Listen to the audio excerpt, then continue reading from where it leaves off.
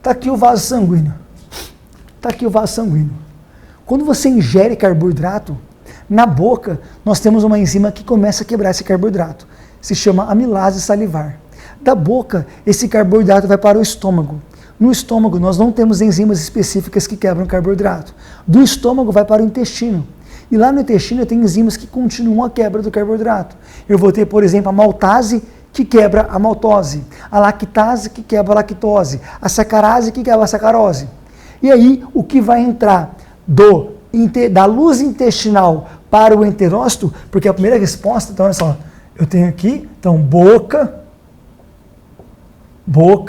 depois estômago, depois intestino. Aí eu tenho os enterócitos e depois a circulação.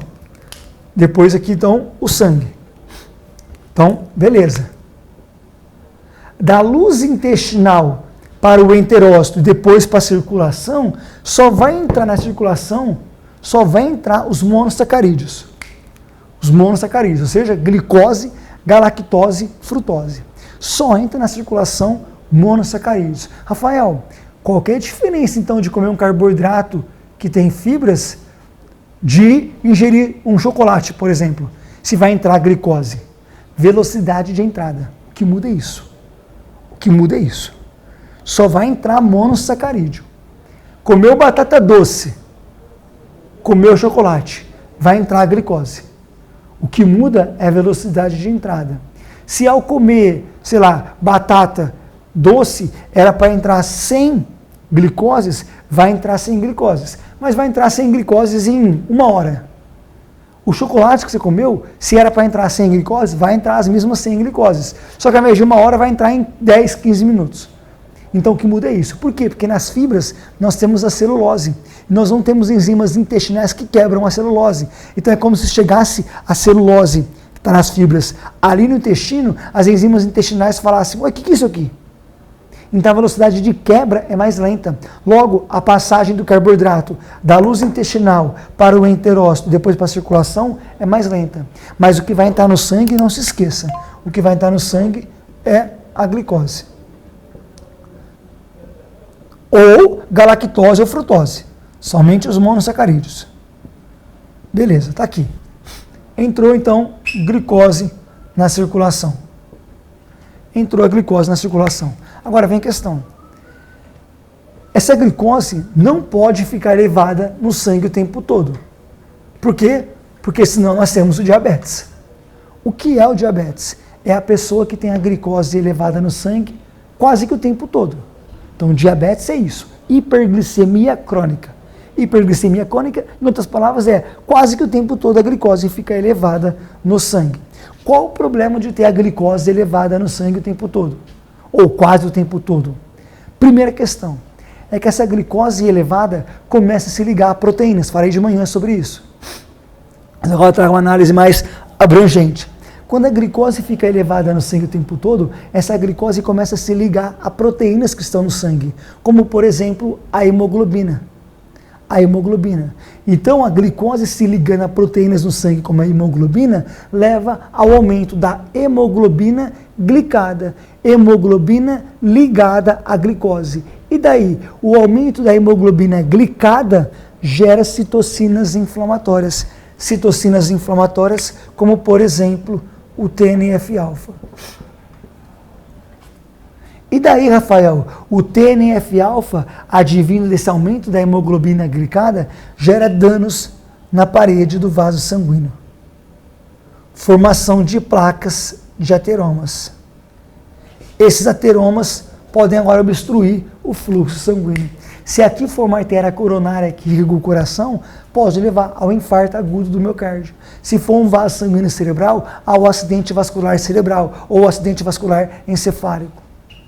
Então, o primeiro problema, esse aumento da glicose circulante começa a se ligar à hemoglobina. O aumento da hemoglobina ligada à glicose gera citocinas inflamatórias como o TNF-alfa. Esse TNF-alfa faz danos na parede do vaso sanguíneo. Outro problema, quando a glicose fica elevada no sangue o tempo todo, há o aumento da atividade da enzima aldose redutase. Quando a glicose fica elevada no sangue o tempo todo, há o aumento da atividade da enzima aldose redutase. E daí, Rafael, essa aldose redutase converte glicose em sorbitol. Sorbitol traz danos para os neurônios quando está em níveis elevados, levando à neuropatia periférica. Mais um motivo da glicose não poder ficar elevada no sangue o tempo todo. Outro motivo, quando a glicose fica elevada no sangue o tempo todo, aumenta a osmolaridade, atrai água das células para o sangue, levando a uma desidratação celular e ao aumento do volume sanguíneo circulante. E você não pode se esquecer que a pressão arterial é o resultado do volume sanguíneo circulante e da resistência vascular periférica. A pressão arterial é o resultado do débito cardíaco. O que é débito cardíaco? Representa o volume sanguíneo circulante. O volume sanguíneo circulante pode aumentar por meio do débito cardíaco, do coração trabalhar mais, mas também pelo aumento da retenção de sódio e água lá nos túbulos renais e ductos coletores. Se o rim reter sódio e água, aumenta o volume sanguíneo. Então, débito cardíaco representa o volume sanguíneo circulante. A pressão arterial é o resultado do volume sanguíneo circulante e da resistência vascular periférica. O que é resistência vascular periférica? Dificuldade do sangue passar pelos vasos sanguíneos. Quando que a dificuldade do sangue passar pelos vasos sanguíneos é maior? Quando eu tenho vasoconstrição. Quando que a dificuldade do sangue passar pelos vasos sanguíneos é menor? Quando eu tenho vasodilatação. Por que eu estou dizendo isso?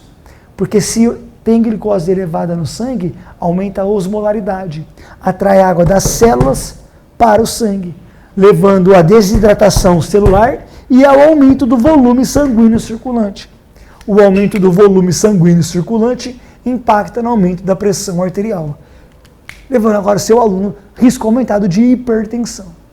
Explica para ele, fala para ela, no primeiro dia de contato com esse aluno, com esse possível aluno, nem te contratou ainda. Por isso que a glicose não pode ficar elevada no sangue o tempo todo. E para não ficar elevada no sangue o tempo todo, tem que ser colocada onde? Essa glicose tem que ser colocada dentro da célula muscular. Está aqui. Dentro da célula muscular tem que ser colocada. Vou até fazer maior porque eu vou precisar de espaço aqui. Essa glicose tem que ser colocada aqui, dentro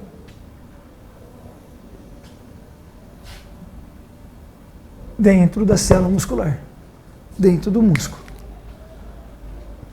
Só que tem uma coisa, para qualquer molécula sair do sangue e entrar no músculo, atenção nisso, para qualquer molécula sair do sangue e entrar no músculo de maneira passiva, como se fosse um fantasminha, imagina que tem a parede, atravessar a membrana do músculo, de maneira livre, como se fosse um fantasminha. Para qualquer molécula do sangue atravessar livremente a membrana do músculo e entrar para o músculo, essa molécula, primeiramente, ela precisa ser solúvel no lipídio. Porque a membrana do músculo esquelético é uma bicamada lipídica. Se a molécula quiser atravessar livremente a membrana, essa molécula tem que ser capaz de atravessar a membrana, ser solúvel na membrana lipídica. Problema número 1. A glicose não é solúvel no lipídio. Teria uma outra possibilidade. Se a molécula for muito pequenininha. Por que muito pequenininha? Porque na membrana do músculo nós temos pequenos canais proteicos que permitem com que moléculas pequenininhas atravessem. Pequenininhas quanto, Rafael? Menor que 0,8 nanômetros de diâmetro. Problema número 2. A glicose não é tão pequena assim. Então a glicose não é solúvel no lipídio, nem tão pequenininha para poder atravessar por meio da membrana que tem aqui na célula muscular. Então, agora, se a glicose não é solúvel no lipídio, nem tão pequena para poder atravessar por meio dos canais proteicos, nós temos que transportar essa glicose para dentro de outra maneira. Isso vai acontecer por meio de receptores, ou melhor, de transportadores. O principal é o GLUT4. Transportador de glicose tipo 4. glucose transportador de glicose tipo 4. Ele ou ela é a proteína que precisa se translocar até na membrana para a glicose poder entrar. Só que agora tem uma coisa, o GLUT4 está aqui internamente. O GLUT4 precisa saber que tem glicose elevada no sangue e que por isso ele precisa se translocar até na membrana para a glicose poder entrar. Como acontece isso? Simples. A glicose que está elevada na circulação está indo na circulação. Aí essa glicose passa pelo pâncreas. Essa glicose passa pelo pâncreas. O pâncreas percebe que a glicose está elevada no sangue. E aí o pâncreas secreta para o sangue um hormônio, que é a insulina. A insulina. Atenção, a insulina não pega a glicose. A insulina não pega a glicose. A insulina viaja no sangue livremente. A glicose também vai no sangue livremente. Rafael, então o que faz a insulina? A insulina vai e se liga ao seu receptor na membrana da célula muscular. Na membrana da célula muscular, eu tenho receptores de insulina. Eu tenho receptores de insulina. Então, deixa eu pôr aqui mais para o lado, tem F-alfa.